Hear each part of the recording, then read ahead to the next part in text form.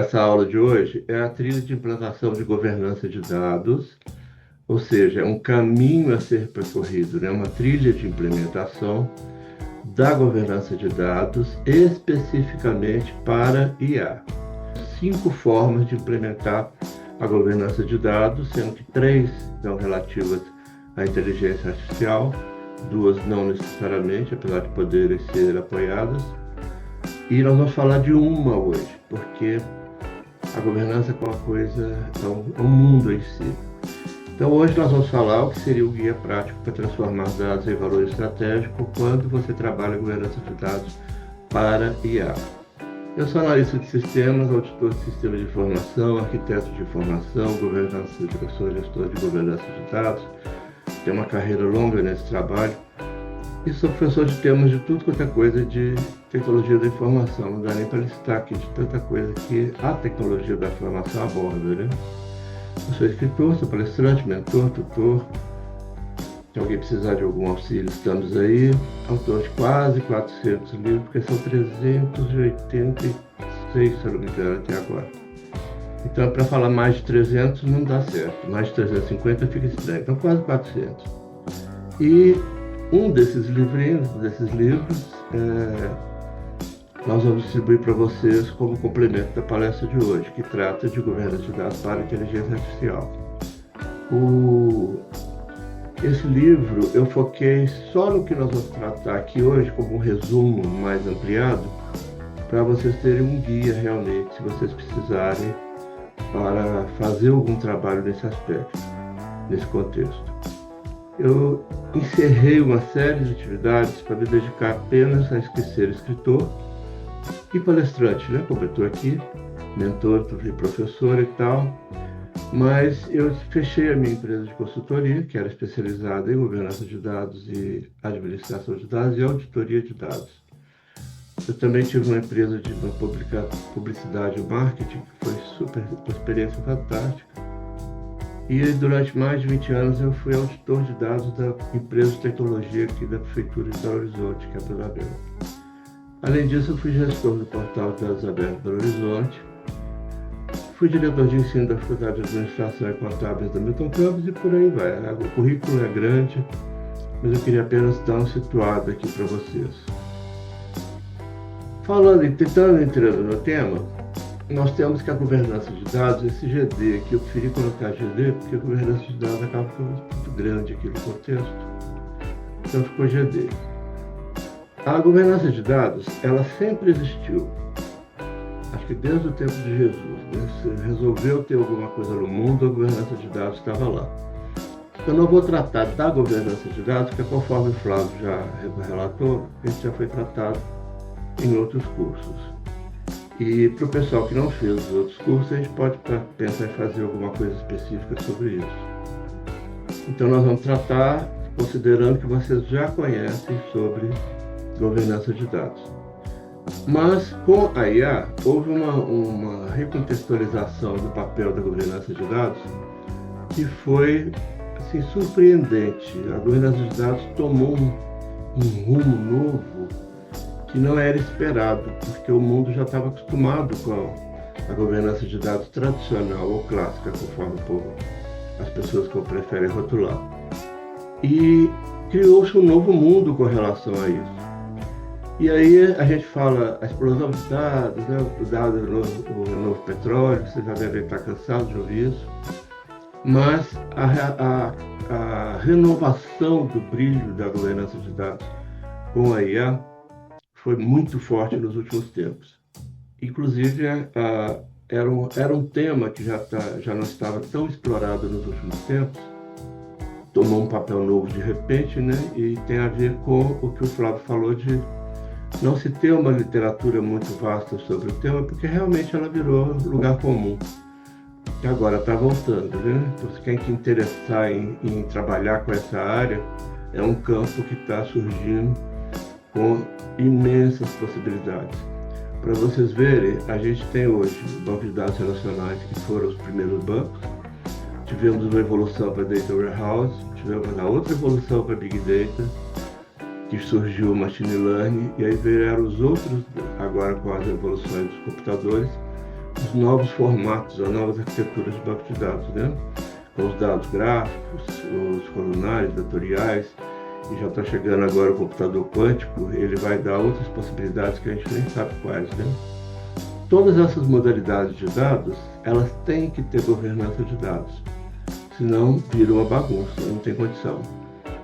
E trazendo um exemplo bem rasteiro, não teria como ter esta aula se eu não tivesse montado o PowerPoint para vocês seguirem, senão estaria só a voz.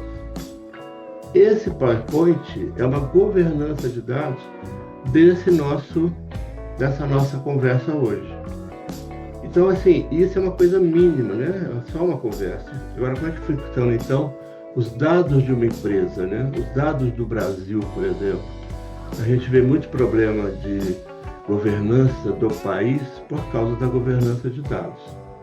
Então, assim, o contexto está mais crescente do que nunca, principalmente com esses novos sistemas, né, as novas arquiteturas, que revalorizou todas essas estruturas que já eram tradicionais, que agora estão impactadas com a inteligência artificial. Então, assim, o mundo mudou. Quem estiver acompanhando vai ficar por cima. Eu trouxe essa estatística aqui: 85% dos projetos de IA falham. Isso é a mais pura verdade. 85% dos projetos de inteligência artificial falham, sendo que 70% dessas falhas estão diretamente relacionadas à governança de dados. Gente, isso é incrível. Isso aqui é mundo inteiro. Brasil é um pouquinho mais, acho que chega a 99%, infelizmente. E quanto mais governança de dados, quanto mais é menos, tá certo? Aquela coisa de muito, da coisa demais é demais? Não, aqui quanto mais governança de dados, melhor. Apesar de sobrecarregar os profissionais da empresa, né? A governança de dados não é uma coisa muito fácil de ser estruturada e de ser mantida. As empresas normalmente investem em estruturar e acham que acabou ali. E aí a coisa se perde no tempo. A questão de como funciona esses 85% de falha, ou seja, os 15% que são sucesso, a gente tem uma outra estatística. Os cientistas de dados gastam de 30% a 50% do tempo corrigindo o problema de dados mal governados. Quem trabalha na área de tecnologia aí sabe disso, né? A quantidade de tempo que a gente gasta refazendo o que está pronto, retestando coisas testadas, é enorme. 80% das iniciativas de governança de dados falharão até 2027. Essa aqui é uma estatística da McKinsey por causa da lenta evolução da governança de dados em relação à inteligência artificial. A inteligência artificial está dando pulos, né? Pulos grandes, enormes. Há 2 anos atrás a gente nem tinha chat, né? Hoje nós já temos uma proliferação que nem dá para saber mais quantas IAs existem no mundo, né? Existe IA para tudo. A governança de dados, infelizmente, depende muito do ser humano. Então ela está muito atrasada e vai ser sempre atrasada enquanto ela não for de uma IA. A IA ainda não dá conta disso. Então a coisa não tem assim um horizonte feliz. Então nós precisamos de profissionais que se dediquem a essa área para que a gente tenha menos falhas. 92% dos executivos identificam dados como uma barreira para a implementação bem-sucedida de IA. Isso é uma verdade, porque qualificar um dado é a coisa mais difícil que tem, também no contexto de IA. Vocês pegam, por exemplo, um atributo lá, um dado, um número que seja, 35. O que esse número é? Então você sabe que tem que ter os metadados para qualificar esse dado.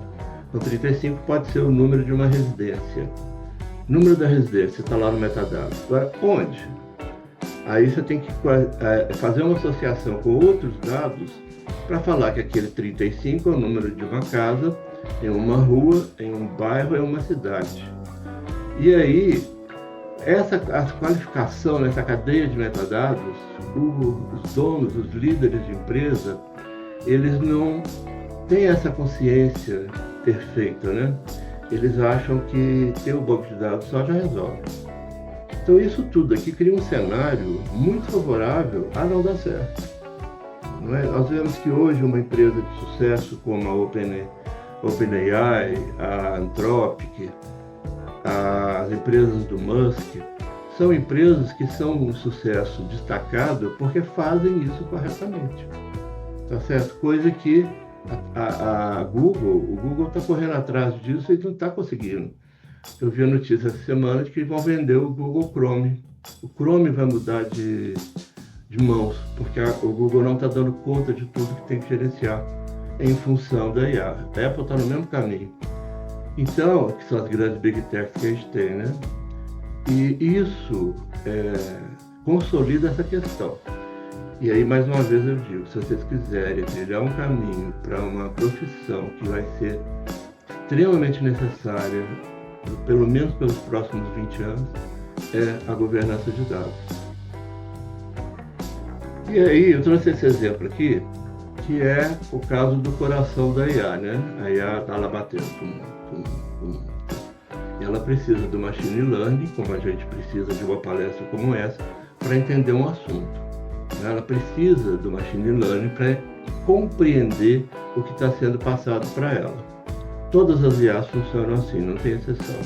Todas precisam aprender.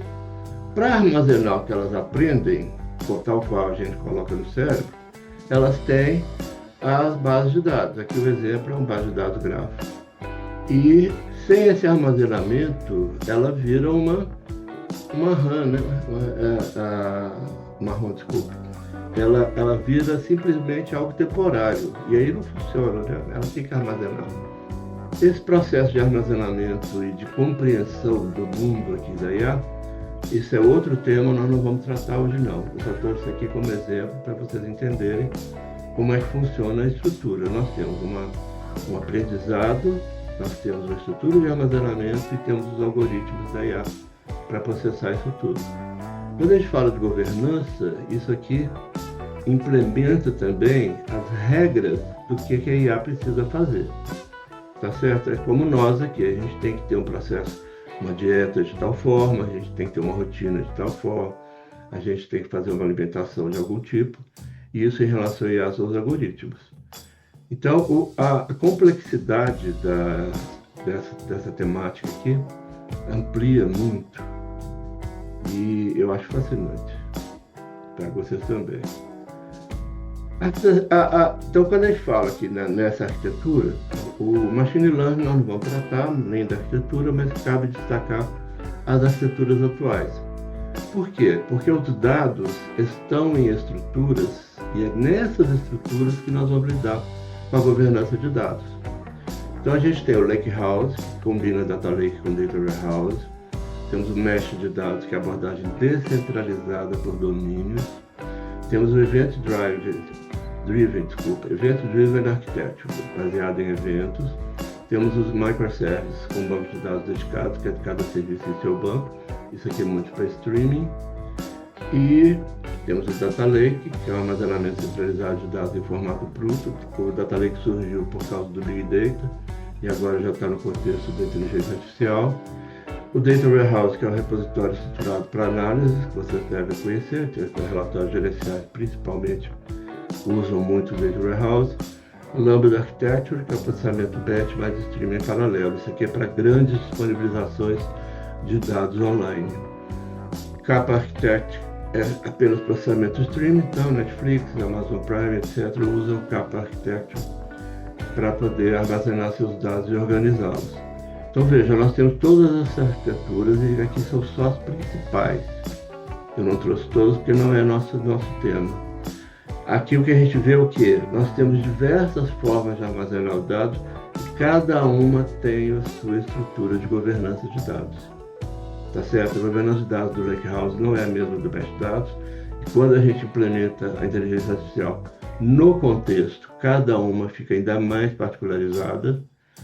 E aí a gente vem para a governança de dados de fato. Ela é a espinha dorsal dos sistemas de IA, independente da qualificação, da qualidade, da quantidade, da capacidade dessa inteligência artificial. Se não tiver uma governança de dados interessante, você não consegue fazer a IA funcionar. Então, por quê? Por que precisa da IA? Por que ela é a espinha dorsal? Porque os modelos sem a governança de dados, eles se tornam enviesados. Eu não sei se para vocês isso é novidade, mas o modelo enviesado é aquele que fala para você uma resposta, te dá uma resposta, te responde uma pergunta, realiza um processamento, tendo como base um aprendizado que só teve uma quantidade parcial das possibilidades daquela resposta no mundo. Ou seja, se eu fiz uma carga de dados, um treinamento de uma dessas arquiteturas de armazenamento de dados, como sendo a arquitetura de armazenamento de uma IA, e eu colocar lá dentro, por exemplo, a população dos Estados Unidos, data de nascimento, nome, endereço, altura, taxa de gordura, tudo lá de uma pessoa dos Estados Unidos. Quando eu perguntar para a IA quantas pessoas existem no mundo, ela vai trazer a população lá dos Estados Unidos, porque não tem outra, ela aprendeu aquilo. Ela só trabalha com aquilo que ela aprendeu, que é o aprendizado de máquina, e que hoje está muito em moda também, a filtragem da base de aprendizado. Por exemplo, nessa população dos Estados Unidos, você pode excluir, por exemplo, presidiários. A sua base não vai ter presidiários porque você não sabe qual a consequência disso para o aprendizado. Vai que, aí aprenda só a falar sobre crimes e aí o resultado fica comprometido de uma forma muito difícil. Então, se você perguntar de novo para ele quantas pessoas existem no mundo, ele vai te trazer a população dos Estados Unidos menos os presidiários. E aí, esses filtros vão enviesando, vão criando particularidades que você não tem mais uma amostra completa e o resultado fica comprometido. Vocês devem ter visto aquela IA chinesa que ela divulgaram, que ela custou só 5 milhões de dólares, enquanto a OpenAI custou 100 milhões de dólares, assim, mesma quantia, 500 bilhões, é um trem grande assim. Por quê? Porque ela copiou a base de dados de alguém. Eles não declararam isso abertamente, que pode gerar milhões de processos, como já gerou. E só que os dados da OpenAI, da inteligência artificial chinesa, não me lembro se é a DataCheck, vou fazer o nome agora, ela está completamente enviesada, porque o dado foi o dado parcial que eles conseguiram do treinamento de uma outra IA. Então, o enviesamento é a coisa que mais destrói a credibilidade de uma base de dados. Vocês devem ter tentado gerar imagem em IA, e vocês devem ter visto que na maioria das IAs que geram a imagem, é muito difícil você conseguir uma imagem do que você realmente quer. Porque a descrição de como você quer a imagem não é aquilo que ela consegue entender. Então não é que ela está fazendo uma imagem errada, ela está fazendo uma imagem enviesada, porque ela faz de acordo com o que ela tem de treinamento, tá certo? Então a governança de dados é que resolve isso. Por quê? Porque você cria para ela, você vai falar cor é a pele, vamos dizer, a pele da pessoa. Cor é o tom do céu. Cor é a variação cromática de um oceano. Então você vai definindo o que é cor. Então quando alguém pedir para criar uma imagem falando que eu quero uma pessoa de cor asiática, ele vai ter que entender que asiática é aquele branquinho que não tem falha. Se eu quiser uma imagem de uma pessoa caucasiana, já é um branco que tem um viés, tem uma tendência para o pastel, aquilo ali. Então, a gente não consegue fazer as coisas corretas por causa do enviesamento. A mesma coisa quando a gente trabalha apenas dados puros. Eu estou lá querendo fazer um cálculo de um motor que eu preciso que ele faça 30 km por hora com 2 litros. Isso, o cálculo, ela tem que entender o que é litro, o que é quilômetro, o que é velocidade, dependente condições normais de temperatura e pressão para ela fazer esse cálculo. E aí pode ser que você fez o cálculo manualmente e considerou a altitude do local, considerou a qualidade do combustível que será usado, e aí você obtém resultados diferentes. Isso é enviesamento. Tá certo? Então, enviesamento só resolve com boa governança de dados.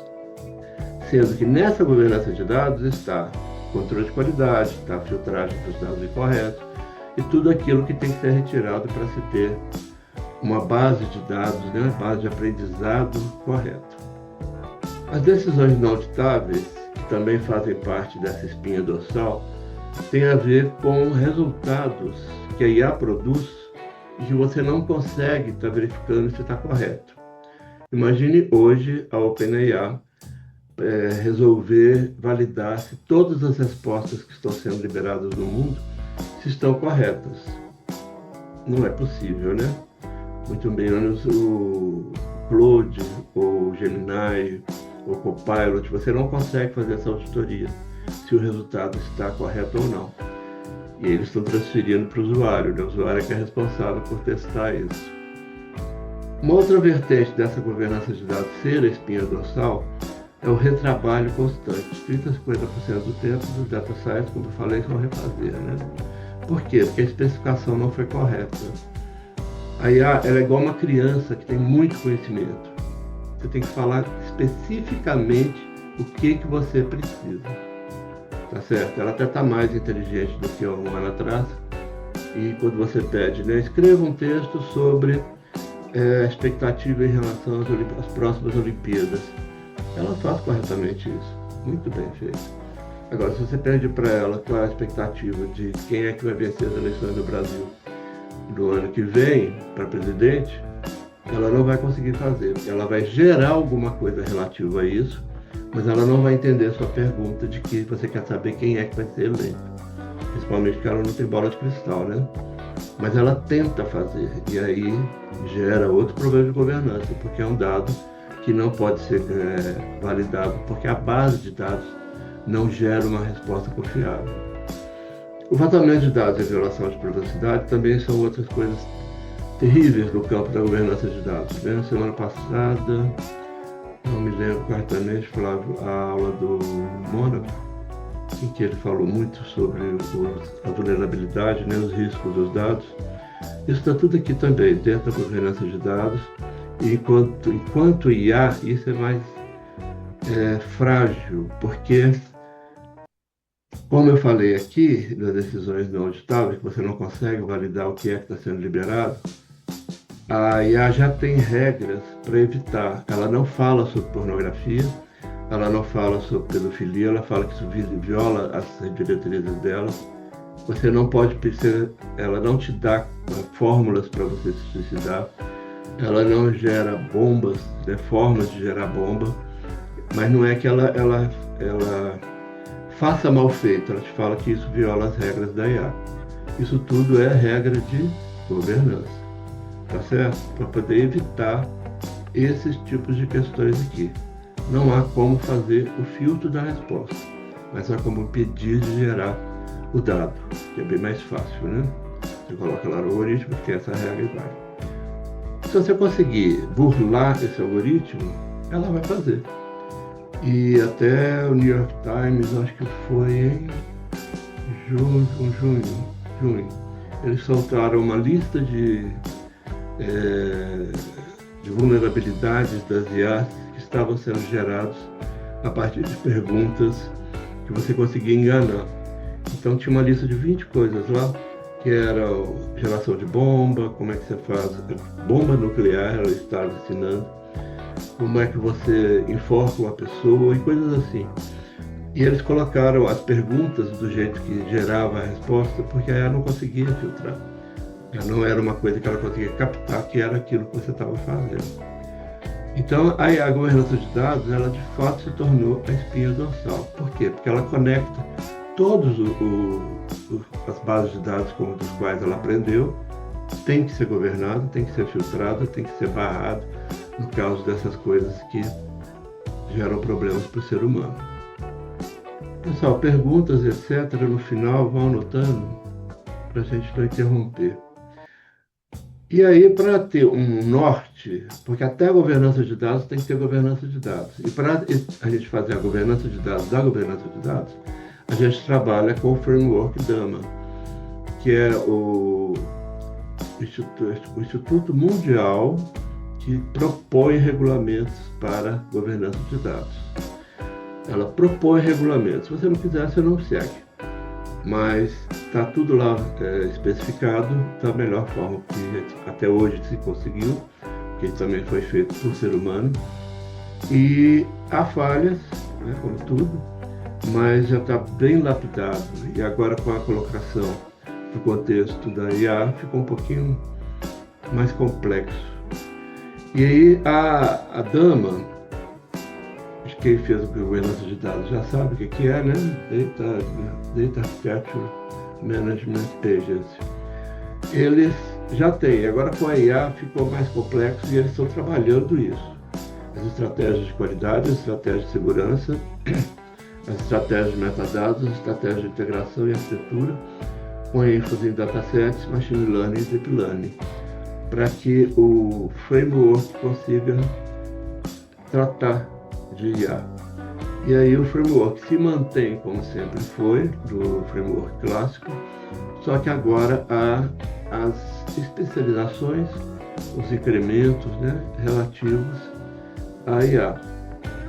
E aí a gente tem o mesmo Data Architecture que sempre teve, mas agora com Machine Learning Pipelines e Data Lakes. Nós temos a integração de dados, o Data Integration, com Streaming e APIs. Nós temos o Data Quality, agora com o Drift e o Fairness. Nós temos o Data Storage, agora com o Versioning Datasets. O Metadata Management, agora com o Versioning Lineage. O Data Storage com o Versioning Lineage. E o Data Security com Policies Rules for AI. Isso tudo é muito interessante, eu acho fascinante essa coisa da governança ter conseguido ser mapeado, estruturado desse jeito, né? Então, agora falando em português, a arquitetura de dados com estruturas de pipeline. Pipeline não tem em português, né? São as linhas de processamento simultâneos. Machine Learning, o lago de dados, né, que é o Data Lake, a integração de dados para o streaming, né, que é Netflix,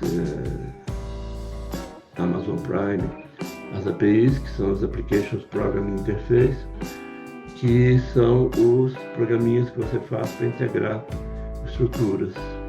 A qualidade dos dados, que são os Drift e os Fairness. Os Drifts são as pesquisas especializadas e os Fairness são as pesquisas com qualificadores, para você ver a qualidade. O Drift também tem a ver com a linha de vida daquele dado, para você saber se o dado está válido, né? Porque você pode ter criado um dado como cor da pele e de repente lá dentro tem a altura da pessoa. Então, a qualidade de dados cuida disso. O Data Storage, que é o armazenamento de dados, né, que tem o versionamento dos datasets agora com a IA. Antes não tinha, antes o versionamento estava só dentro do Data Storage, nem no Metadata Management estava. Então, o armazenamento de dados, que são as bases de dados, são aquelas arquiteturas de armazenamento de dados, que eu falei lá atrás, né, o Data Lake, essa turma aqui, Data Lake, Data Warehouse, Lambda Architecture e tal, isso está aqui agora, no Data Storage, com versionamento de datasets. O armazenamento de metadados são os grandes desafios da governança de dados, né? Isso aqui tudo, essas outras 6 áreas já estão bem estruturadas. O problema maior hoje são os metadados. Costuma-se lhe dizer que metadado é dado sobre dado, mas não é. O metadado, ele é o dicionário daquele dado. Ele vai além do que é dado sobre dados. O metadado é aquilo que explica o dado. E na estrutura da inteligência artificial, com governança de dados, a gente tem agora paradado. Paradado. O paradado é metadados sobre metadados na estrutura de dados de uma arquitetura. Então, metadado hoje é o grande desafio do versionamento.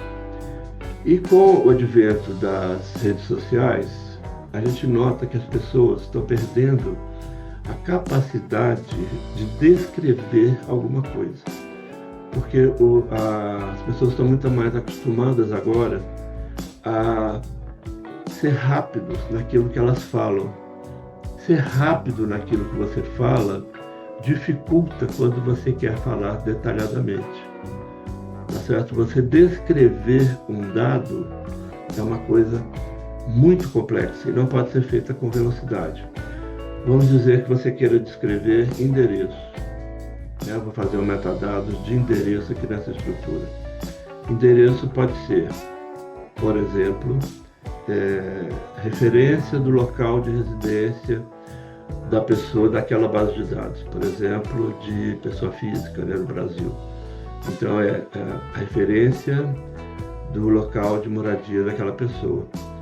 Como é que compõe esse metadado? Esse metadado endereço ele é composto por tipo do logradouro, nome do logradouro, número do imóvel naquele logradouro, letra, que pode ser complemento daquele número, andar, corredor, bloco, setor, condomínio, área e mais uma série de qualificadores que você pode colocar dentro de um campinho de complemento, que sempre gera problema, ou gerar na estrutura um campo para cada um desses complementos.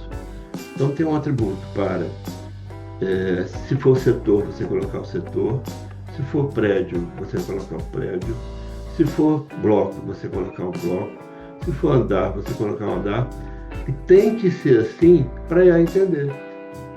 Percebe a dificuldade? Se eu colocar um endereço lá no campo complemento, que uma hora eu coloco bloco 1, setor 2, andar 3, e no outro endereço eu coloco edifício 3, apartamento 607, você vai ter, a IA ela não sabe o que é aquilo, não tem como saber, porque ela não tem referência. Ok? Então, o metadado é que dá essa referência para a IA. E, além disso, você tem que tratar do versionamento, que é a série histórica daquele dado. Tá certo? A série histórica daquele dado. Como ele é hoje, quando ele vai ser na próxima alteração, como ele foi nas alterações passadas. Isso é uma angu de caroço. Então você tem o armazenamento de dados, que tem esse histórico de versão enquanto conjunto de dados. Você tem no gerenciamento do metadados a história de versionamento daquele metadado, não é do dado, certo? É do metadado. Antes eu descrevi endereço que tinha bloco, agora não tem mais bloco. Isso faz parte da história de versionamento daquele metadado. A história, o data storage, que é o armazenamento de dados, aqui sim você vai colocar o histórico tradicional, que é a variação do conteúdo que aquele dado teve ao longo do tempo. E nós temos a segurança de dados. Eu estou falando por último aqui, mas segurança de dados não tem menos importância, né? Porque aqui estão as políticas, por exemplo, aquela que eu acabei de falar, da IA te responder que ela não pode te ensinar como é que você suicida. Tá certo? Isso são regras e papéis que a IA pode executa e como é que ela faz a segurança desse dado. Tá certo? Pessoal, eu sei que é muita coisa, mas eu estou dando uma ideia geral para vocês entenderem a complicação desse tema. E se vocês interessarem, vocês aprofundarem em alguma coisa ou em tudo, na medida que vocês considerarem interessante. E aí nós temos as dimensões, que eu falei na abertura. Nós temos as dimensões e contextos em que a gente vai ter governança de dados tradicional, que era a governança de dados antes da inteligência artificial. O bacana é que esse passa, cada vez é uma transformação. Nós já tivemos governança de dados quando era em papel. Então você tinha lá o Cristóvão Colombo numa caravela vindo aqui para as Américas, aliás, sem saber que estava vindo para as Américas, né? Saiu pelo mundo. E o Cristóvão Colombo fazia anotações dele de o consumo de alimento do navio, a velocidade do navio, as condições atmosféricas que ele estava encontrando. Isso tudo era governança de dados da viagem, era feito em papel. Muito tempo depois, quando surgiu uma planilha, houve uma mudança radical na governança de dados, porque ele estava usando planilha. Um tempo depois surgiu o computador, e aí mudou-se radicalmente também. E aí o tradicional sofre essas evoluções até chegar agora na IA. Agora, os grandes autores, né, eles chegaram à conclusão que com a IA não é mais uma evolução da governança tradicional, como foi ao longo do tempo. Então, hoje nós temos a governança tradicional, significa a governança que não tem IA dentro do contexto. Nós temos a governança de dados para proteção de dados, que também não tem IA dentro do contexto, que é a governança tradicional, que tem aí os DPOs, que tem os gerentes, e essa daqui é a sem inteligência artificial. E aí nós temos, no contexto da IA propriamente, governança de dados para IA, que é o nosso tema de hoje. Para IA, o que significa? A governança de dados, ela vai tratar a base de dados para ser utilizada como aprendizado da inteligência artificial. Tá certo? Aqui a governança de dados é para você ter uma base de treinamento para que a IA funcione. Falando de outro modo, a governança de dados para a IA é aquela que gera uma base de dados sem viés, filtrada, sem contaminações, para que a IA funcione corretamente de acordo com o que você está pretendendo para ela. Tá ok? Em breve nós vamos ter a IA, a singularidade, e essa que é a IA ela generativa. As IAs estão sendo hoje chamadas incorretamente de generativas, de uso geral, mas a generativa, a própria IA faz esse trabalho todo para ter o dado para ela, e ela gera qualquer tipo de dado.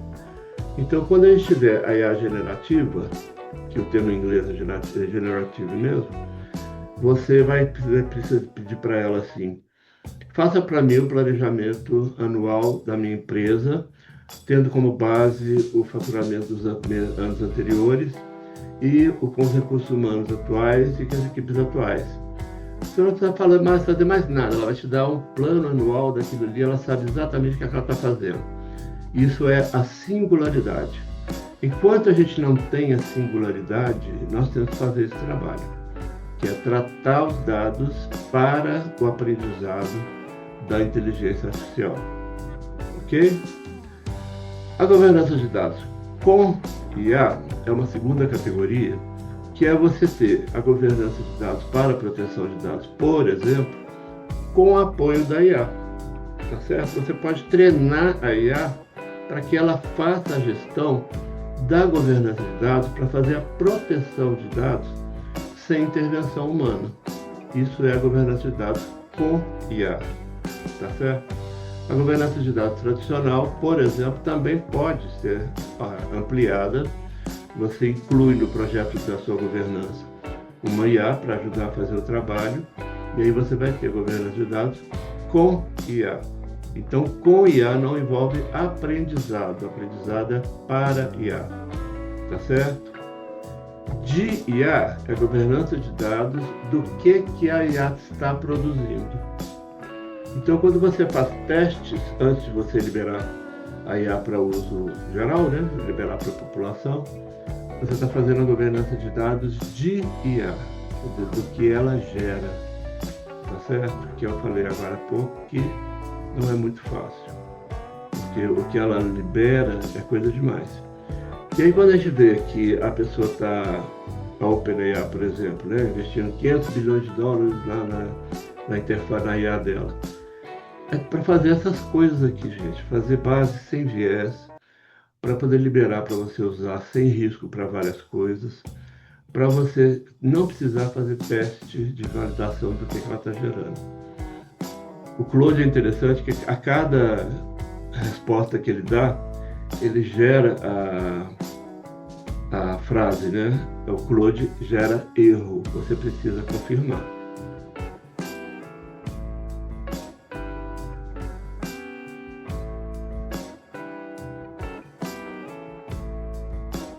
O ChatGPT já não faz isso. E eu acho que é um risco. Você tem que fazer igual o Claude, enquanto não está seguro. A IA pode gerar erro. Se você pede uma bibliografia de alguma coisa, por exemplo, bibliografia sobre governança de dados para IA, ele pode trazer inadvertidamente bibliografia referente a com IA, porque ele não consegue ter esse filtro. Tá certo? A gente também tem esse problema, né? A gente não é muito diferente. Então, a IA, ela gera erro, porque as bases que são liberadas para o treinamento não são perfeitas. O ano passado houve uma denúncia de que o pessoal da OpenAI estava fazendo treinamento de IA na África, porque a mão de obra lá é muito barata. Eles fizeram uma grande capacitação, não liberaram o número, mas vamos dizer que sejam 5.000 pessoas. E aí as pessoas tinham que pedir coisas para a IA para fazer teste, para filtrar a base de dados. E aí houve um índice muito grande de pessoas que trabalhavam nessas equipes de treinamento que ficaram doentes, mentalmente doentes. Porque a base de dados que a gente tem no mundo hoje, que a IA usou para treinar, tem os crimes, tem os assassinatos, tem as pedofilias, tem fotos pornô, tem um monte de coisa que é inerente ao ser humano, que muita coisa é filtrada, a gente não tem acesso, né? O próprio Google não traz imagens desse tipo, né? E para gerar os metadados que permitem que a IA saiba que aquilo não é uma coisa saudável de ser exibida, alguém tem que ir lá e falar. Então essa turma africana, ela desenvolveu uma série de problemas mentais. Isso gerou um problema sério para essas empresas que fazem o treinamento, mas acabou abafando, não vi falar mais nada, mas é claro que o problema continua, né? Então espero que vocês tenham entendido. Governança de dados para IA é quando você faz a governança para gerar os dados para o treinamento. Governança de dados com IA é aquela governança daquele trabalho que você está fazendo com a IA. A IA vai te ajudar a fazer a governança. De IA é a governança de dados da saída, do que ela te fornece como resposta. Hoje nós estamos tratando então dessa governança de dados para a IA. Eu falei isso tudo até agora para vocês entenderem exatamente isso. Tá ok? Espero que esteja compreendido. A governança de dados, então, refere-se à preparação e gestão de dados especificamente para alimentar o sistema. Ela é para quê? Ela é, como eu disse, para a IA aprender. Para que isso exista, é necessário que seja feita uma curadoria dos datasets para treinamento e validação, que eu falei aqui agora, o caso do povo lá da África. Você tem que ter alguém filtrando, validando, organizando, estruturando, gerando metadados, qualificando, relacionando, para que esse treinamento e essa validação sejam corretos, sejam possíveis. Tá certo? A curadoria aqui é o cuidado, né? É a babá, né? A babá do bebê, que dá a comidinha na hora, que vê se está com febre, é a mesma coisa. É a babá do dataset para que ele sirva de treinamento e para validação. A gestão dos dados não estruturados, eu já falei de muita coisa aqui que é complicado, mas a gestão de dados não estruturada é pior ainda. Porque você tem imagem, você tem textos escritos em várias línguas, cada língua tem o seu contexto, né? A semântica da língua não é fácil de ser compreendida automaticamente, né? Eu quero dizer, mesmo quando você faz um curso de língua, você, ser humano, você vai fazer o curso de inglês.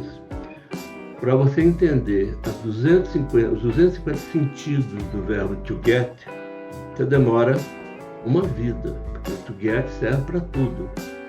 E O IA é a mesma coisa. Para ela entender que o get em algum lugar de um texto significa tal coisa, ela também tem que entender a semântica. E olha só como é que o metadado disso fica complicado. Porque o exemplo, ele tem que ser completamente exaustivo, ele não pode ser exemplificativo, ele tem que ser exaustivo. Você tem que explicar todas as possibilidades daquele dado ali. Áudio tem um problema de compreensão. Para você usar um áudio como material de treinamento, por exemplo, o discurso do Donald Trump, ou um discurso do Vladimir Putin, um discurso de uma pessoa que ganhou o Oscar, são coisas completamente diferentes. E tem também a ver o enviesamento. Por quê? No áudio do Trump, ele está falando para os eleitores dele. Para o áudio do Putin, ele está falando como... A gente sabe que ele é um ditador, né? A eleição dele é só para eles verem. Então, isso tudo entra na confusão da gestão de dados não estruturados. E aí vai também para a governança de dados para IA, porque esse texto, para ser usado para treinamento, ele tem que ter a qualificação correta, senão ele é preferível ser descartado. Porque você fazer um treinamento com dados incorretos ou que geram resultados incorretos, é preferível você não colocar o texto lá. Ok? E por isso que é caro, por isso que custa bilhões para fazer esse treinamento, né? O treinamento é a parte mais cara da IA. O algoritmo, para você ter o algoritmo, é caro. Nós estamos vendo aí as pessoas que são programadoras de IA, de construção de IA, elas hoje estão ganhando mais do que jogador de futebol, né? Milionário. Teve um caso agora que o menino ganhou mais do que o passe do Neymar para vir para o Santos, que saiu do Google e foi para a OpenAI. O algoritmo realmente é muito importante, mas os dados são, né, o coração, como a gente viu na imagem anterior aqui. E essa gestão de dados não estruturados é um ângulo também. O versionamento de conteúdo de dados, que é o data versioning, é outro problema da governança de dados, porque você tem que entender como que esse dado evolui. Por exemplo, na língua, quando a gente vai fazer o treinamento de um texto, a partir de um texto, pode ser que esse texto tenha gírias e as palavras mudam de sentido ao longo do tempo. E se você for fazer um aprendizado de contextos mineiros, aí ela vai ficar louquinha, porque tudo é trem, né? O trem vai para... eu vou comprar um trem, porque eu vou dar de aniversário para alguém que está fazendo não sei quantos anos e porque ela está fazendo um curso, um trem de um curso. Então, em Minas Gerais, tudo é trem. E aí, como é que você explica isso para IA? A quantidade de sentido que tem. E um exemplo rasteiro é manga, né? Que a gente está careca de ver os exemplos aí de dicionário de dados. Tem manga de camisa, manga fruta e vários tipos de manga.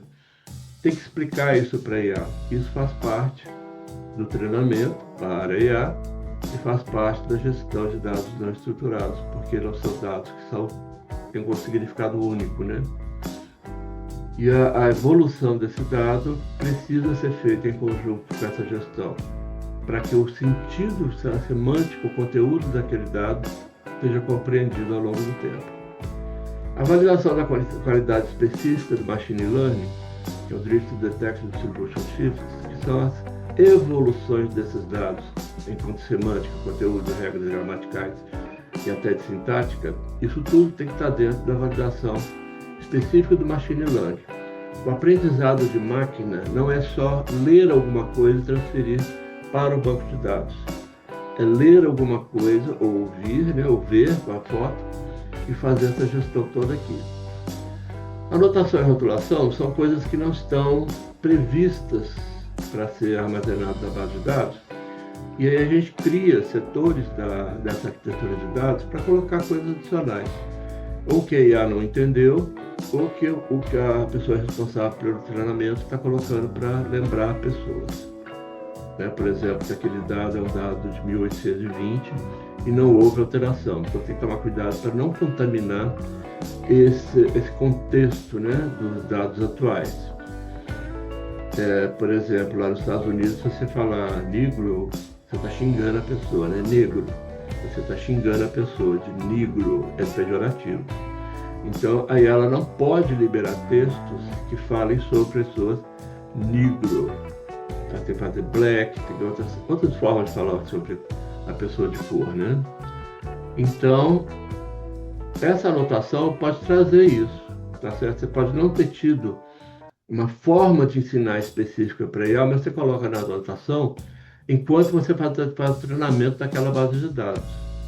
E aí você consegue dizer essa questão particular, né, de cada região. O balanceamento de datasets para evitar viés é parte dessa estrutura de gestão, direcionamento e validação, que é quando você pega o mesmo dado de bases diferentes. Você não tem como treinar todos simultaneamente, porque, tal qual o nosso cérebro, a IA não é multicérebro, né? Ela precisa saber exatamente o que ela está lidando. Então você tem que fazer um balanceamento para ver qual dado vai entrar definitivamente no treinamento. A diversidade, os dados representam adequadamente... A privacidade precisa ser respeitada, os direitos dos indivíduos, né? Você faz isso tudo e tem que lembrar que o dado não é seu, o dado é de alguém. Então você não pode permitir que o seu treinamento, né, o dado que você mandou para a IA, gere dados pejorativos, negativos, perigosos de alguma pessoa. Por exemplo, você não pode colocar aqui que o Zé é seu amigo de 500 anos, que esse Zé foi preso por ser pedófilo. Se ele for pedófilo, isso é uma informação sigilosa. Se ele não for, você não pode gerar essa calúnia, tá certo? E aí ela não sabe, ela libera aquilo que ela foi treinada. E isso gera problemas seríssimos de privacidade.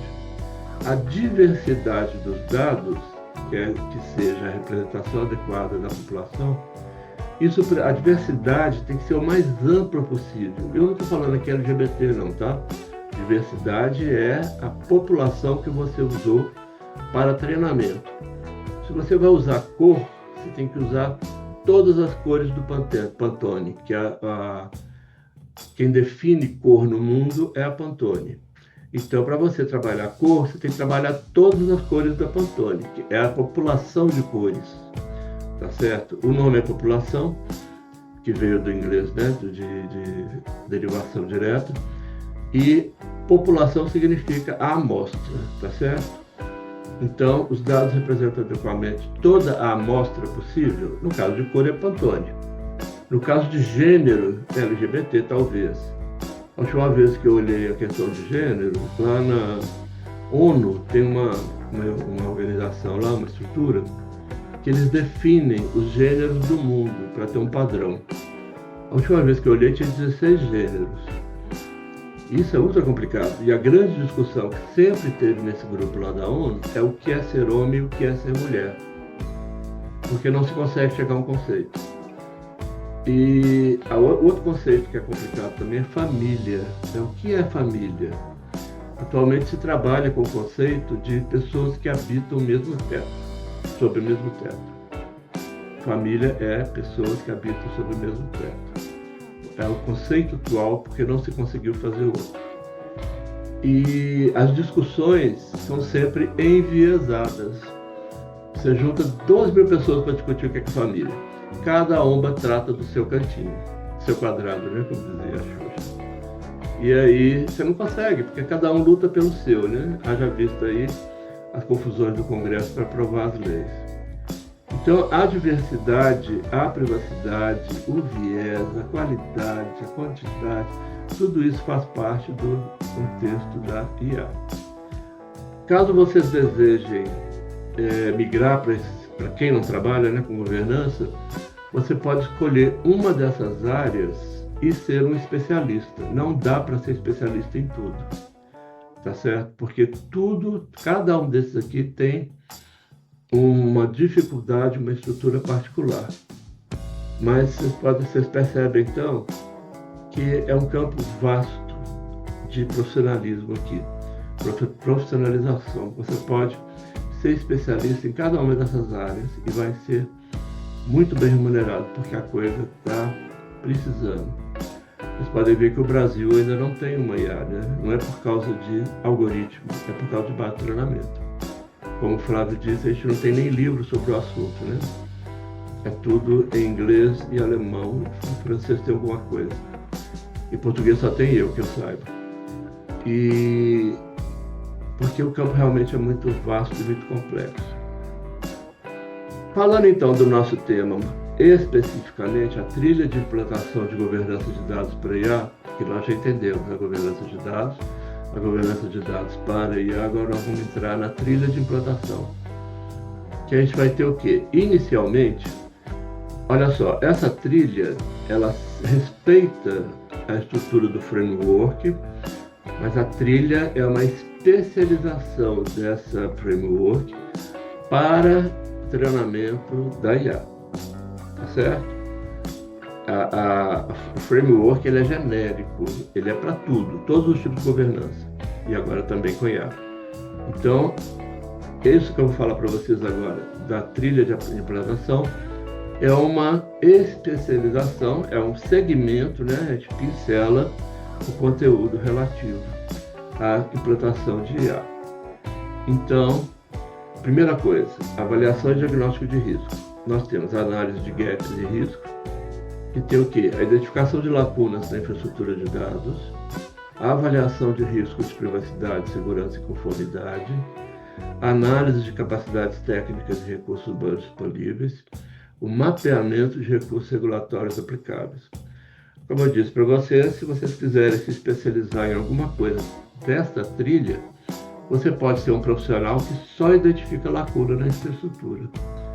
Tá? Se você for trabalhar lá na Globo, trabalhar na CNN, trabalhar numa empresa de grande porte, né? Coca-Cola, que tenha essas bases de dados grandes, você pode ser um especialista em identificar lacunas. Te digo que você vai ganhar muito dinheiro. Identificação de lacunas na infraestrutura de dados. Não é erro de cabo de rede não, tá, gente? É erro na estrutura que você colocou, que alguém colocou para o dado. E aí o bacana é ter um auditor também especializado na identificação de lacunas para verificar o seu trabalho. Porque se você for fazer auditoria da sua própria estrutura, você já vai estar contaminado com aquilo que você propôs. Então, a identificação de lacunas é aquele exemplo que eu dei do endereço. Você criou a estrutura de endereços e deixou o complemento lá. O complemento vai virar uma bagunça, como eu disse, né? Então, identificar lacuna é perceber que o complemento tem que ser destrinchado, tem que virar setor, quadra, lote, quarteirão, prédio, andar, corredor. Isso tudo tem que ser estruturado para que o dado seja compreensível pela IA. Então, a identificação de lacuna é isso, é ver o que está faltando, o que está confuso. E aí, gente, depende do tempo em que você está. Hoje, nós temos o endereço, pegando ainda o endereço, os endereços estão todos situados na terra, né? No piso, no solo. Pode ser que daqui a 100 anos a gente tenha estruturas habitacionais no ar, né? Com alguma coisa antigravidade, você tem um prédio lá fora do chão. E aí você vai ter que mudar a sua estrutura para colocar esse dado lá, porque senão vai virar uma lacuna. E se você tiver lá na Capadócia, tem uma estrutura de moradia antiga que o pessoal furava a rocha para fazer caverna. Então você não tem rua, você tem montanha. E aí você tem que ver se não tem uma lacuna nesse dado para esse tipo de situação. A identificação de fontes de dados internas e externas também é outra confusão, principalmente em empresas, que você demora 1 ano mapeando de onde que vem um dado. Quem é o responsável, quem vai ficar responsável pela alteração na linha histórica dele, né? Quem vai ser responsável por atualizar. Se esse dado tem algum evento externo que o notifica também, e aí você termina aquilo ali, a empresa resolve mudar a estrutura do organograma. Você perde o trabalho todo, tem que começar tudo de novo. tá certo? Esse tipo de coisa nós ainda não temos uma automatização, né? E a gente fica vulnerável, muito vulnerável. Às vezes você tem um catálogo inteiro de dados de uma empresa, a empresa é comprada por outra e é incorporada e muda a empresa inteira para adaptar a estrutura de quem comprou. Você perde o trabalho todo, não tem como. E aí, se você não fizer essa identificação de fontes de uma maneira mais fluida, né, mais fácil de ser alterado, tem que começar realmente do zero. Quem participou de processos de LGPD está sabendo disso, né? Você identifica um dado como sendo sensível ou um dado que é particular da pessoa, que não é, e aí de repente muda, né? O governo fala que dado tal já não é mais dado pessoal. Principalmente agora com essas coisas de criança, né? Vocês viram esses dias aí o vídeo do Felca fazendo as denúncias. Falar se a pessoa é uma criança já não é mais um dado particular, não é dado sensível. Ele é um dado público. Então isso muda. Quando isso muda, muda a sua documentação, seu metadado, afetando inclusive lá a LGPD, né? A avaliação de qualidade, integridade e completude é outro problema da avaliação e diagnóstico inicial, porque você tem que ter uma qualidade boa em cada coisa que você trabalha, né? Como eu já disse lá atrás, faz parte da filtragem e da eliminação de vieses. Análise do sistema de armazenamento e fluxo são aquelas arquiteturas que eu falei. Então você tem que ter uma arquitetura que acomode, que comporte, que possa tratar da IA. Tá certo? Então essa arquitetura que você está fazendo aqui, a análise do sistema de armazenamento e fluxo, tem que comportar o trânsito que a IA vai necessitar, e é muito alto.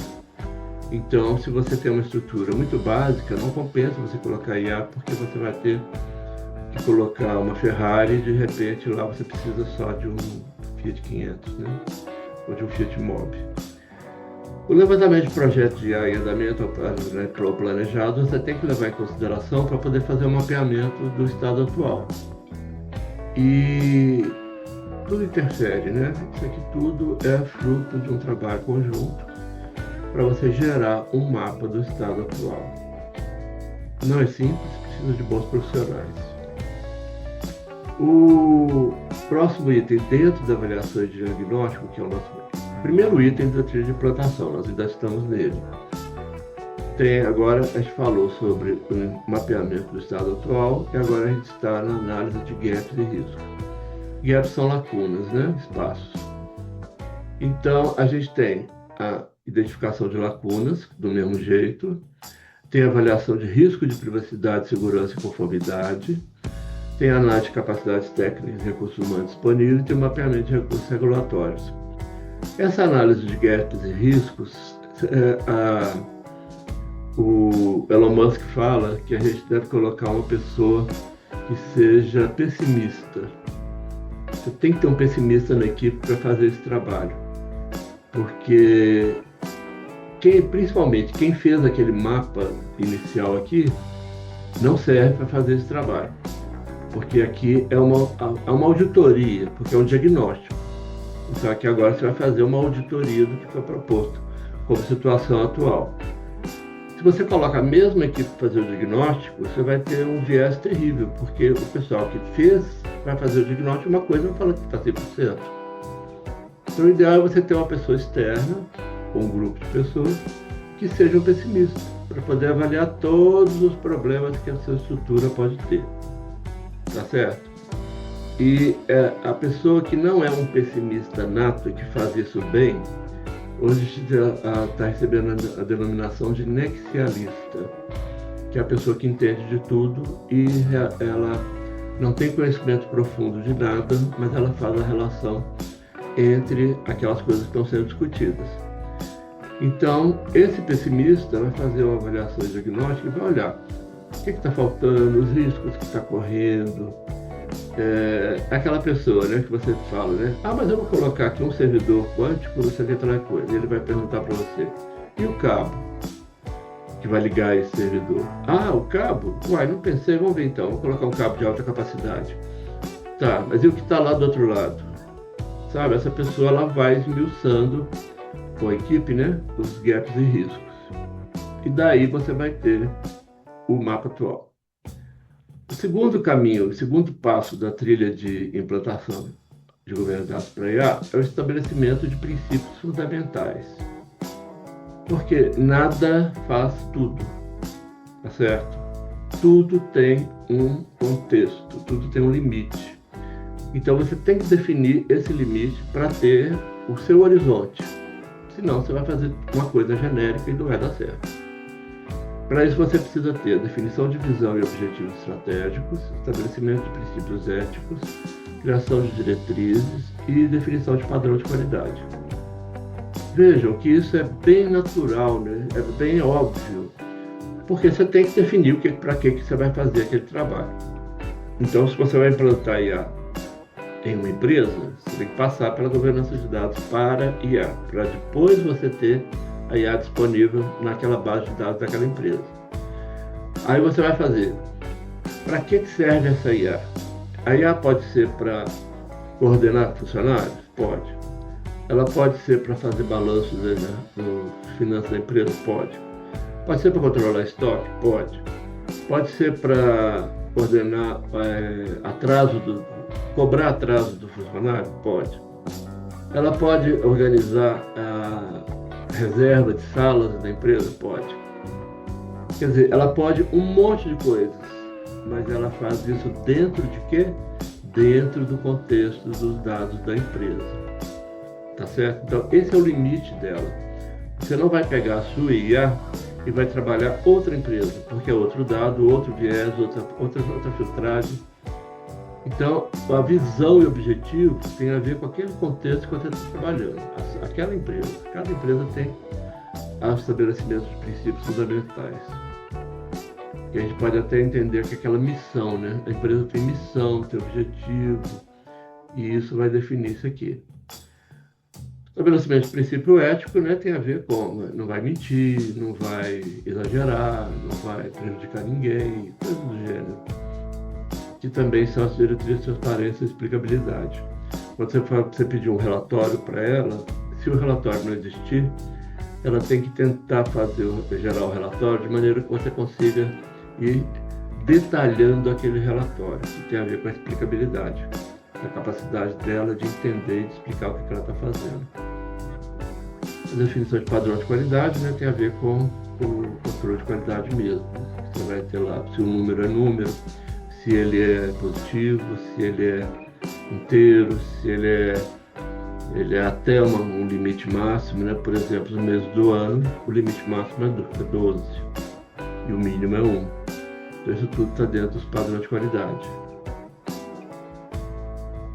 Ainda dentro da definição de estratégias e políticas, nós temos o desenvolvimento de políticas, que são políticas de privacidade e proteção, diretrizes de coleta, uso e retenção de dados, isso aqui é treinamento, política de acesso e compartilhamento de informação, que são as extrações, protocolo de segurança e cibersegurança, tem a ver com o que sai dela ser seguro, os padrões de documentação e metadados, que são aqueles metadados que eu já falei, né?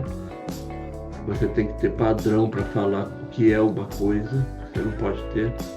Isso aqui é complicado porque pessoas diferentes analisam o mesmo dado de forma diferente. Então tem que ter muito cuidado para poder ter uma documentação, padrão de documentação que seja seguido por todos e seja seguível. Tá certo? Não adianta ser uma coisa muito complicada que o povo não consegue entender. Então as políticas são realmente a regulação daquilo que você vai fazer para gerar a base de treinamento da IA. Ok? O terceiro ponto da nossa trilha, o terceiro degrau, é a criação do comitê de governança. Só um minutinho, gente.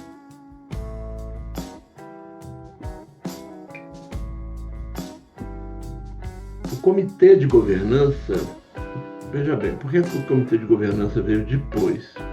Porque o comitê de governança não define essas coisas, não define essas políticas.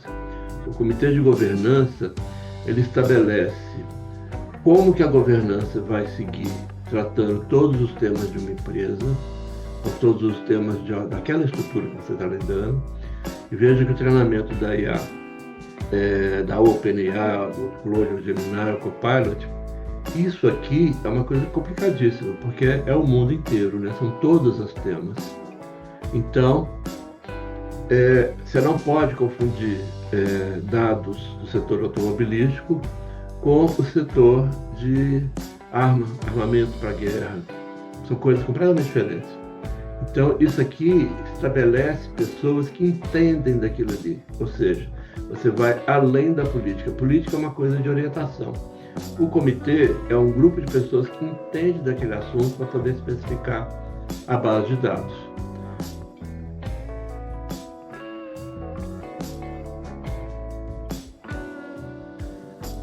O comitê também é responsável pela definição de papéis e responsabilidades. Ele que vai especificar quem é o dono do dado, que é o Data Owner, quem é o curador do dado, o administrador do dado, que é o Data Steward, e quem é o que usa o dado, que é o Custodian Data. É o que usa, é o usuário. Veja bem, nós temos então quem é dono do dado. Por exemplo, o setor de RH pode ser dono do dado que gera folha de pagamento. O pessoal da área técnica que cuida das bases de dados são os administradores, que é os Data Steward. E quem está gerando, o diretor da empresa, que está gerando um relatório para ver como é que está o custo de pessoal, é o Data Custodian.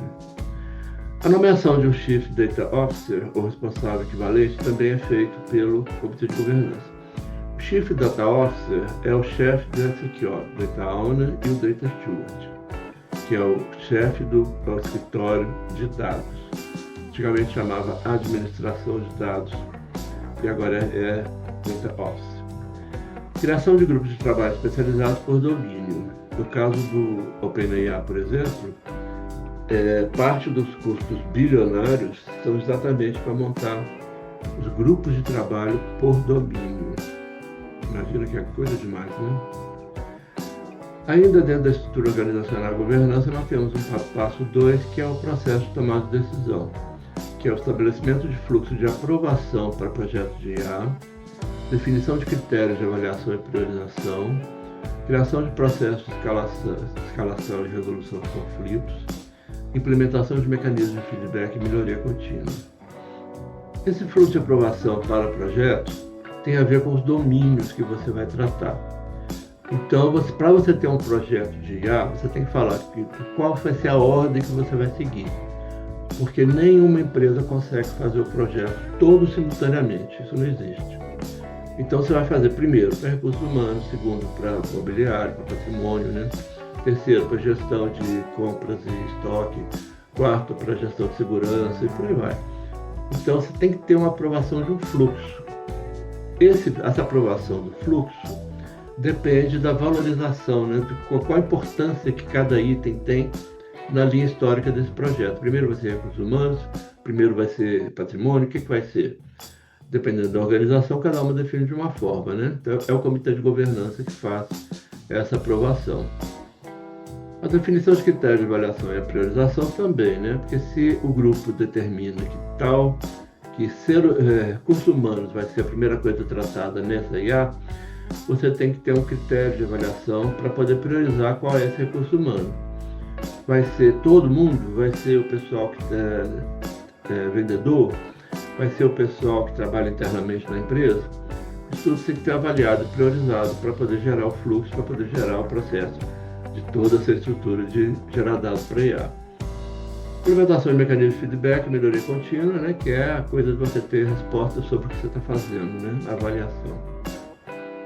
Aí chegamos na etapa 4, que é a implementação técnica e infraestrutura. Você já definiu aquilo tudo, teórico, e você vai definir a arquitetura. Onde você vai armazenar?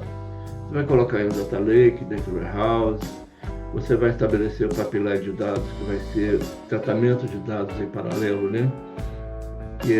O pipeline, se você fizer uma pergunta, a pergunta trafega na rede para te dar uma resposta. Quando você tem um pipeline, você tem vários processos simultâneos para gerar lá no fim a resposta.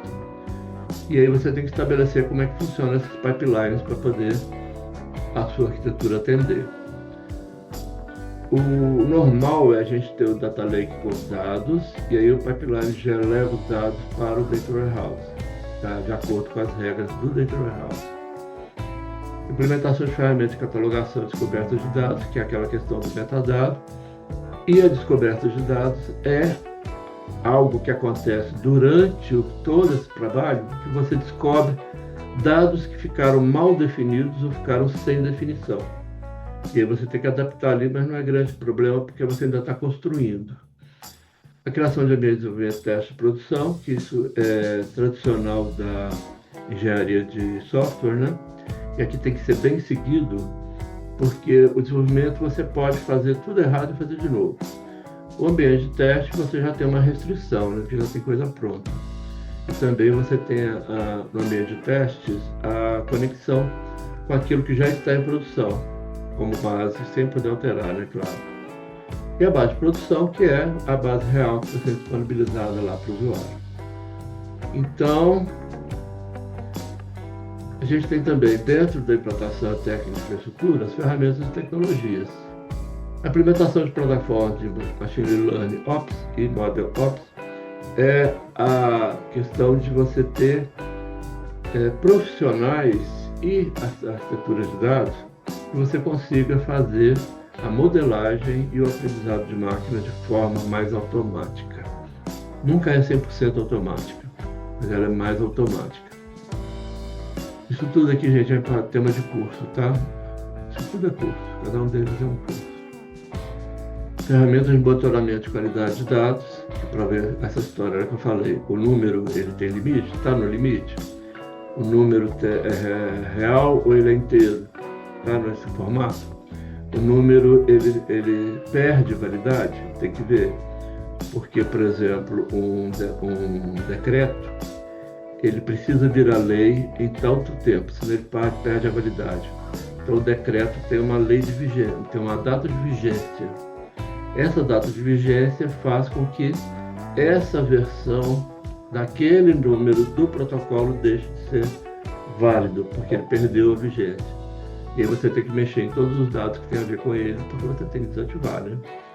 O decreto deixou de ter validade, então você não pode deixar o resultado dele valendo. Implementação de soluções de linhagem e auditoria de dados. Lineage, gente, é o termo usado hoje para linhagem, que é o termo usado hoje para histórico. Log, vocês lembram de log? Log antiga? Hoje chama linhagem. A linhagem, ela é ampliada da log porque ela tem sentido. Tá? Você sabe o que está lá dentro, não é só um encadeamento de operações. E aí, nessa parte da implementação técnica, você tem que implementar soluções de linhagem e auditoria. Tá? A linhagem aqui, de novo, é o histórico, com significado. Criar linhagem também é objeto de curso. Processo de gestão do ciclo de vida. Então aqui a gente já está entrando numa fase em que a sua arquitetura já está recebendo dados. Ela ainda não está disponível para o usuário final, mas ela já está recebendo dados reais. E aí você tem estabelecimento de processo padronizado de coleta, você tem implementação de validação automática na entrada de dados, criação de acordo de serviço para fornecedores de dados, definição de critérios de aceite. Essa padronização, gente, ela tem que ser feita porque, por exemplo, se a gente tiver uma entrada remota em um fornecedor, esse fornecedor tem que seguir as regras da empresa, porque senão vai haver aquela confusão do dado que está dentro de um atributo que não corresponde àquele dado. E aí você perde, a estrutura de dados perde a qualidade, né? Porque cria uma bagunça dentro dos conteúdos. E aí, então assim, esse é o processo de gestão do ciclo de vida do dado. O dado daquela linhagem, ele tem um princípio, meio e fim. Apesar do fim poder ser sem previsão. Não é? O nome de uma pessoa, ele é um dado, teoricamente, que não muda, e ele vai valer aquele dado até o fim da vida daquela base de dados. Mas você pode casar, você pode entrar com um processo de alteração de nome, e aí você muda o nome. Então você tem que ter critérios para isso, porque nome não é uma coisa que muda todo dia. diferentemente de endereço, que é bem mais volátil, né? O processo de gestão do ciclo de vida dos dados ainda tem o processamento e preparação. Quer dizer, aqui a gente falou da coleta, que é a entrada, e aqui a gente está falando do processamento e preparação para ser usado em produção, que é a implementação de pipelines automatizados de limpeza e transformação, que é o nosso tradicional saneamento, tá certo? Para você processar aquilo ali, tem que ter um saneamento para você evitar dados incorretos na sua base de dados, que a gente chama de sujeira, contaminação, coisas assim. O estabelecimento de padrão de normalização, porque você tem que dar jeito de falar o que é previsto para aquele campo, para aquele atributo, para aquele dado. A criação de processos de enriquecimento e anonimização são quando você faz uma melhoria daquele dado. Porque às vezes você colocou no número, você colocou 111, mas era corredor 11, sala 1. E aí o enriquecimento é você corrigir isso. Diferente do saneamento, que o saneamento normalmente diz respeito à exclusão de um dado incorreto. A anonimização é quando você faz com que um dado não seja reconhecível. Tá certo? O dado fica anônimo, ele fica anonimizado. Normalmente esse dado é anonimizado, tem a ver com nome, né? Você tem uma base de dados de cliente que você vai fazer um teste de performance de atendimento, por exemplo. E aí você não quer que o nome do cliente fique disponível para todo mundo. Então você coloca lá kkkkkk virando uma anonimização, né? Você não sabe quem é. Uma coisa de endereço. Endereço também é uma coisa que recebe muita anonimização, porque é um dado que faz a base de dados ficar bem vulnerável. Por exemplo, nos dados abertos, a BH Trans aqui de Belo Horizonte, a empresa de transporte, mandou para a nossa equipe os dados de quem tinha aquela credencial para estacionar em espaço para deficiente, espaço para cadeirante, espaço para autista, espaço para idoso, né? E eu não mandei de volta os dados, porque tinha um endereço. Mas você vai colocar público na internet, dados de pessoas, idade, endereço, tudo, de uma pessoa que tem uma credencial de idoso. Você vai pedir para ele lá ser assaltado, né? Então não pode, a gente tem que ter muito critério com isso para não gerar dados, vai gerar problema. A sexta etapa da nossa trilha de implantação de dados, de governança de dados para IA, é o monitoramento e controle de qualidade. Nós temos as métricas e os índices de performance. Então nós temos definição de indicador de qualidade, estabelecimento de métrica, implantação de dashboard, monitoramento, criação de relatórios. Isso aqui entra em monitoramento porque não dá para a gente ficar olhando linha por linha de cada um dos dados da nossa arquitetura. Então a gente cria métricas para poder avaliar aquilo ali, tá certo? Os indicadores, grupos de trabalho de indicadores costumam criar indicadores impossíveis, isso é normal.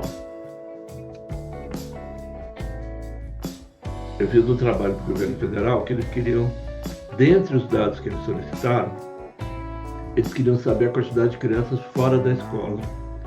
Como que tá? A gente não tem isso, a gente tem censo e a gente tem as crianças matriculadas em escolas, tanto público quanto particular. Aqui não está na escola não é a diferença de um para o outro, porque há uma evasão que é instantânea, é hoje, né? E o censo, ele é temporal, ele é numa data específica. A gente não consegue saber quais são as crianças que estão fora da escola. Com isso, eu não consigo ter indicador nenhum relativo a crianças fora da escola. O engraçado é que eles não quiseram o número de evasões, porque indicador relativo à evasão, vamos dizer, quantos por cento das crianças que matricularam no início do ano se evadiram ao longo de 2025. Esse dado ninguém divulga, porque fala mal do processo educacional. O indicador também está cheio de viés. Estabelecimento de métricas de performance, né, também, haja vista o governo federal liberando, não estou falando mal de ninguém não, tá bom? Estou falando de indicador. Quando eles liberam o índice de emprego, né, de pessoas desempregadas, índice de pessoas empregadas, eles consideram pessoas que recebem Bolsa Escola, Bolsa Família. Então isso aumenta o número de pessoas empregadas. é uma contaminação do indicador que, como eu já disse, tem que ser purificado, né? O dado tem que ser aquilo que ele fala que ele é. Os dashboards são esses quadros eletrônicos que a gente faz para monitoramento. E os relatórios regulares são aqueles relatórios periódicos, mensal, semanal, diário, para quem é dono do conhecimento, que é o stakeholder, fazer o monitoramento da qualidade que está acontecendo ali. Segunda etapa, o monitoramento e controle de qualidade, nós temos a detecção e derivação de anomalias. Isso aqui, gente, é dificílimo de ser feito. O profissional que trabalha com isso também, ele é muito bem remunerado, porque você pode tomar decisões absolutamente incorretas por causa de anomalias ou derivações. Implementação de sistema de detecção de data drift, raríssimo, muito difícil de ter. O data drift é a evolução do dado com significado ao longo do tempo. O monitoramento contínuo da performance dos modelos, também muito difícil de ser feita, porque você tem, por exemplo, o sistema tributário da prefeitura tem 5.000, não sei que seja 5.000 atributos, 5.000 dados. Esses 5.000 dados são disponibilizados em 2.300 tabelas, que geram todas as funcionalidades da prefeitura, né? Como é que você faz monitoramento contínuo da performance de um modelo? Não tem jeito, isso é uma coisa teórica de livro, né? Porque não tem jeito de ser feito. Alertas automáticas por desvios significativos, isso aqui é quando acontece um problema, né? Você emite uma guia com valor de 10 bilhões, a pessoa reclama e aí vai lá ver o que foi o desvio que gerou aquilo. O processo de investigação e correção da anomalia é a investigação disso aqui, né? Como eu disse, isso aqui é muito difícil e o profissional que lida com isso é uma pessoa que tem que ter muito coração tranquilo, porque é muito complicado. Vejam quando a gente está... Eu observo muito isso em corrida de automóveis da F1, em que eles falam que naquele dia vai chover. Todo mundo coloca pneu de chuva e não chove. Aí fica aquela trocação para pneu que não é chuva. Quer dizer, houve um desvio de uma informação que falou que ia chover, que gerou um monte de problema e tem que mudar de acordo ao longo do tempo. Você tem que trocar o motor do avião com um avião voando, né, praticamente. Então, essas detecções aqui, elas fazem a diferença. Essa diferença entre empresas de sucesso e empresas que vão à falência. A gestão de riscos de conformidade, que é a 7ª etapa, nós temos a avaliação de impacto, que é a implementação de avaliação de impacto da privacidade. Privacidade não é da pessoa, é do dado. Análise de riscos algorítmicos de viés. Analisar o viés de um algoritmo também não é fácil. Avaliação de impacto social e ético deriva de como que a base de dados vai ser utilizada, né? Por exemplo, você pode criar uma bomba para gerar paz, né? Que nem a bomba atômica, e virou bomba para guerra. Então, impacto social e ético, você nem sempre tem domínio sobre aquilo que está sendo criado pela empresa. Documentação de medidas de mitigação são aqueles planos para o que você vai fazer em caso de problema, em caso de erro, em caso de coisas sérias, né? Então, você tem um plano de medidas de mitigação. Você não conseguiu evitar o erro, mas você tem um jeito, já previu como que você vai tratar um erro se houver acontecer, tá? Então, a avaliação de impacto, ela é também uma área muito importante, porque nesse ambiente o dado já está operando. Se o dado está operando, ele não pode gerar erro, porque senão ele compromete tudo que foi feito e todo o trabalho que a empresa faz baseado nesses dados, né? Como é IA, veja bem, a IA amplifica muito qualquer erro, porque é difícil de localizar e ela faz achando que está certo, né? A gestão ainda de risco tem auditoria e compliance, que é a criação de trilha de auditoria completa, implementação de controle de acesso baseado em função, processo de revisão e aprovação regular e preparação para auditorias externas e regulatórias.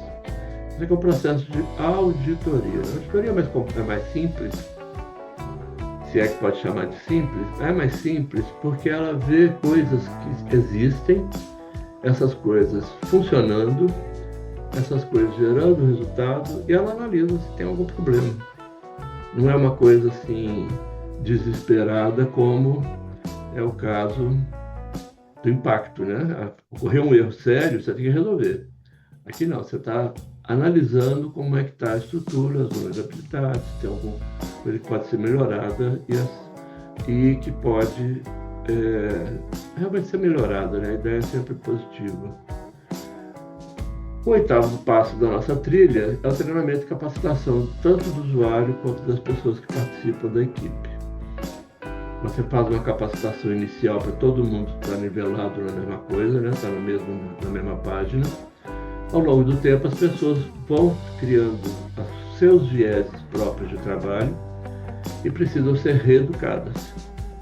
Se elas precisam ser reeducadas, elas precisam participar dessa capacitação para estar na página, né? Isso envolve usuários, stakeholder, até cliente, dependendo da situação, né? Você coloca lá o desenvolvimento de programa de treinamento, governança de dados, capacitação ética e responsabilidade, o treinamento técnico das ferramentas, os programas de conscientização.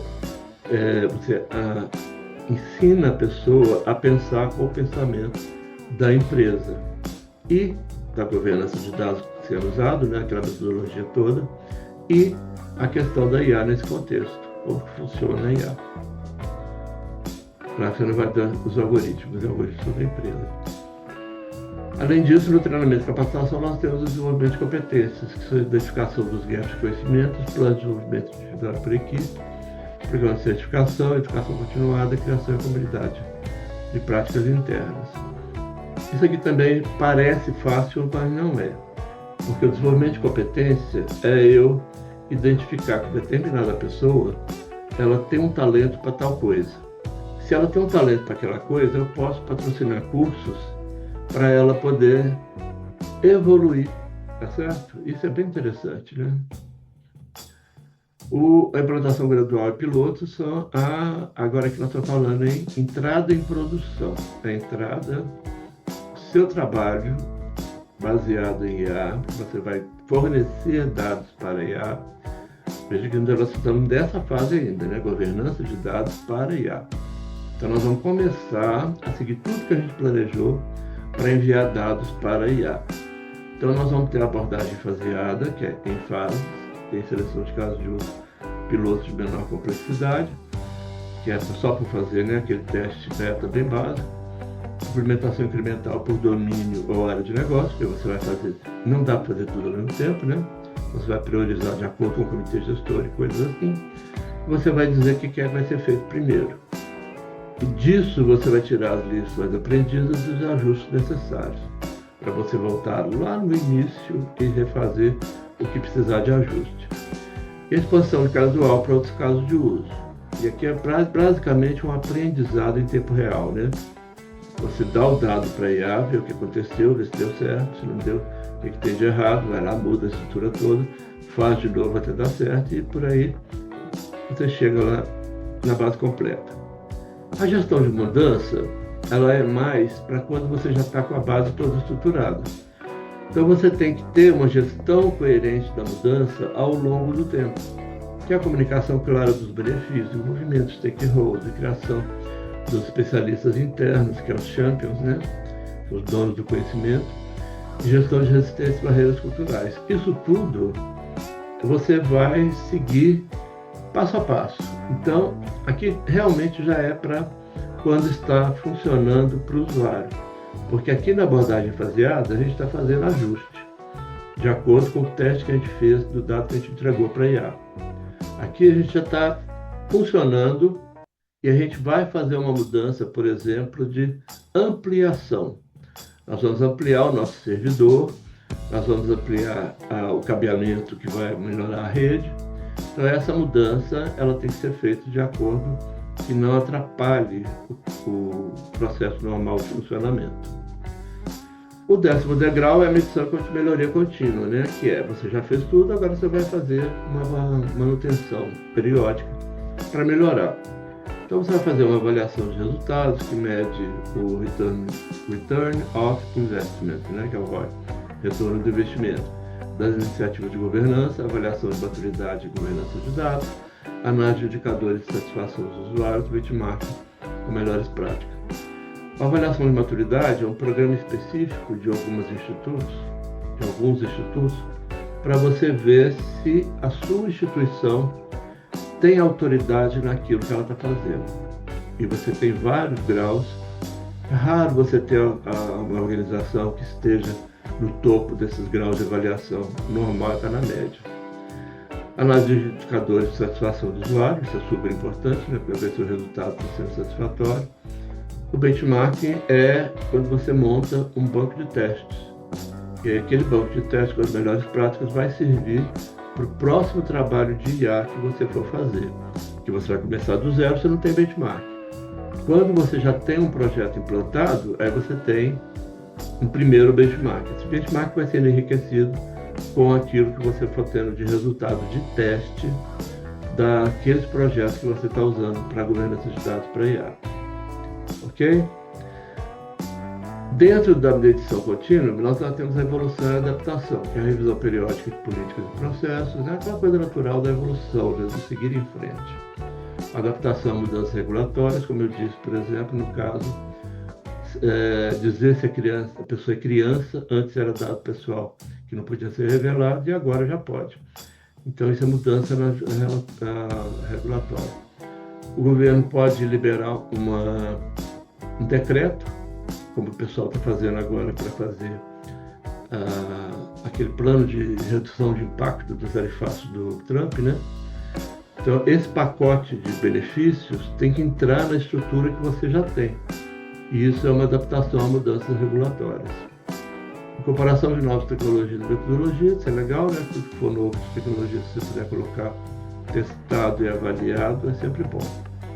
Planejamento estratégico a longo prazo, porque a ideia é sempre crescer, né? Quais são as etapas críticas disso tudo que eu falei, gente? Parece que tudo é crítico, né? E é tudo crítico. Mas tem o crítico do crítico.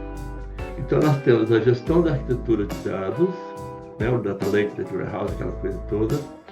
A curadoria e o enriquecimento de dados para reduzir vieses, porque você só percebe o viés quando você começa a extrair, porque é quase impossível você determinar o viés no dado bruto. As operações de banco de dados com pipeline para IA, porque a IA pode estar demorando a dar o resultado, porque a rede não comporta. Tá? Fica aquela rodinha lá, por causa da rede. Isso é uma fraqueza impossível. Segurança e privacidade, proteção contra ataques adversariais e compliance com a LGPD e a Act Europeu, que é a regulação de dados que deve valer no mundo, que é a RGPD, que é a LGPD do mundo. LGPD Brasil, acho que é RGPD, é europeia, que eu falo sempre a Act Europeu e esqueço outra sigla. Esse Act Europeu, ele nasceu antes da LGPD. A LGPD copiou desse regulamento europeu. E aí isso muda. Quando muda, a gente tem que seguir. Então, essa segurança e privacidade também é uma etapa das mais críticas. Ainda bem que são só 4, né? 4 grandes problemas que têm que ser enfrentados. E aí nós temos etapas críticas. Nós temos aqui etapas críticas de implantação para IA, e aqui nós temos as etapas menos críticas. Eu não coloquei no título aqui para não ficar desgraçado, né? Que é a gestão do modelo de dados geral, um modelo de dados básico. No caso, por exemplo, da prefeitura que eu citei, um sistema, tem quase 3 mil tabelas, né? Você tem que gerenciar isso. E o RDM é o catálogo dos metadados daquela empresa, Reference Data Management. São integrados aos datasets. O Data Warehouse e o Business Intelligence combinado Data Lakes e ambiente Big Data para treinar modelos é um desafio, porque o Data Warehouse tem estrutura, o Business Intelligence é a extração do Data Warehouse, combinando com o Data Lake, que são dados brutos, e para gerar ambiente de Big Data para treinar IA. Realmente é catastrófico. Gestão documental e de conteúdo, incluindo dataset cards e model cards, que os dataset cards são os descritores dos arquivos. Os model cards são os descritores dos modelos. Os metadados de qualidade com foco no versionamento, os metadados que eu já falei. Percebam então, gente, que é difícil ter governança de dados para IA. E é por isso que a gente tem pouco ainda. Mas não há como evitar disso evoluir. Tá bom? Então, assim, não há como evitar, a não ser que o Brasil vai virar uma África. Então, é necessário enfrentar e ter profissionais para trabalhar com isso. Papéis e responsabilidade na governança de dados para IA. Nós temos o Chief Data e o AI Officer. Nós temos o Chief Data, que é a pessoa responsável por todos os dados, todos os modelos, todos os treinamentos. O AI Officer é aquele que cuida do treinamento da IA, que cuida dos resultados, das saídas, etc.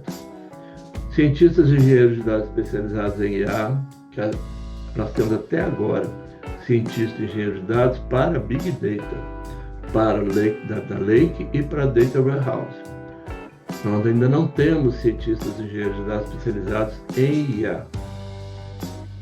Engenheiro de Machine Learning responsável pelo ciclo de vida dos modelos, quer dizer, é aquele que entende de como se dá o processo de aprendizado. O processo de aprendizado, você deduz o que aquele dado é e você armazena naquela arquitetura que você propôs. O Comitê Ético e Regulatório, que é o Comitê Gestor, né? Usuários de negócio treinados para implementar, seus stakeholders. Esses usuários são pessoas que são pinçadas de todas que você pode ter dentro da estrutura de treinamento, dentro da estrutura da empresa, e você usa como referência para eles poderem testar. Aspectos-chave para o sucesso. Difícil, né? Estratégia de dados alinhada à estratégia de IA, infraestrutura híbrida, on-premises e cloud, para pipelines de IA. Não há como você ter hoje dados que estão em servidores só na sua empresa. Se houver um desastre, você perde tudo. Então, hoje está todo mundo migrando para a nuvem. E eu recomendo ir para a nuvem, porque a nuvem que é responsável é o outro pessoal e eles têm como ter segurança disso. A gente não vê falar em perda de dados, né? A gente vê falar em vazamento, que é uma outra coisa que envolve hacker. Mas perda de dados a gente não ouve falar. E as estruturas são realmente muito seguras. E na base de dados, né, on-site, é mais vulnerável. A cultura de dados e IA, treinamento de todos os níveis da organização, que é um aspecto-chave, gente, essencial. Você tem que mudar a cultura da empresa. Você agora trabalha com IA. Eu não sei se vocês estão vendo, mas está tendo muita resistência das pessoas a falar que usa IA. Tá certo? Não uso. Porque fica parecendo que você é preguiçoso, que você não tem o conhecimento, que você está querendo burlar alguma coisa. Não tem nada disso. Você usar a IA, você está maximizando o seu tempo. Tá? Você está fazendo pesquisa, por exemplo, muito mais rápido. Antes você usava o Google, mas ele trazia 500 coisas que não precisava. Aí, ela traz aquela coisa pontual que você perguntou. Eu acho muito mais relevante para mim você falar que usa IA. A IA está aí para isso. Monitoramento contínuo de métricas, técnicas, acurácia, etc. São aqueles indicadores que eu falei que você tem que continuar monitorando para ver se eles são válidos. Aí, como o Flávio falou, que eu tenho uma centena de livros, especificamente sobre governança de dados, com IA, porque eu tenho outra série só de governança de dados, e tem uma outra que é governança de conteúdo e tal, tem um monte de livro desse assunto. Esses aqui são especificamente implantação de dados para IA. E esse ativo oculto aqui é a coisa mais interessante. Ativo oculto ninguém fala. Ativo oculto são as anotações de caderninho que os profissionais da empresa têm lá na sua gaveta. E aí você faz o treinamento todo do dado sem aquelas particularidades que as pessoas têm anotado no papelzinho. Então, ativo oculto é uma publicação. A ontologia também é uma coisa muito interessante de se estudar, porque a ontologia é o significado de um dado numa estrutura de dados que tem a ver com uma árvore de conhecimento. É bem complexo, mas o treinamento da IA envolve essa ontologia. Então os livros estão todos disponíveis na Amazon, quem quiser se aprofundar está lá. De ontologia eu tenho um carinho especial e o Ativo Oculto também. E é isso. Quem precisar de mim, marcontecno@gmail.com, estou disponível sempre que vocês precisarem.